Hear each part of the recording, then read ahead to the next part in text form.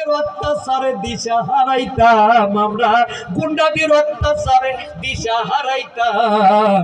আগে কি কষ্টে দিন কাটাইতাম আমরা, আগে কি কষ্টে দিন কাটাইতাম। ঠিক না বেঠিক? পাড়া মহল্লায় মাহফিল হইতো, মাইকিং কইরা যাইতে কইতো। পাড়া মহল্লায় তাফসীর হইতো, মাইকিং কইরা যাইতে কইতো। লাখো লোকের আয়োজন, ভাঙতো গুন্ডা কয়েকজন। ঠিক না বেঠে? এই যে কেম দাখিল মাদ্রাসা গোবিনাথপুর, তারেক মনোয়ার আসার কথা ছিল। আগের দিন আমি ওয়াজ করলাম, পরের দিন তারেক মনোয়ারের ওয়াজ, লক্ষ লক্ষ মানুষের আয়োজন, প্যান্ডেলটা পর্যন্ত তারা ভেঙে দিয়েছে। কথা কোন ঠিক কিনা? আরো জোরে বলতে হবে। সেই জন্য আমি আমার গানে লিখেছি, পাড়া মহল্লায় তাফসীর হইতো, মাইকিং কইরা যাইতে কইতো।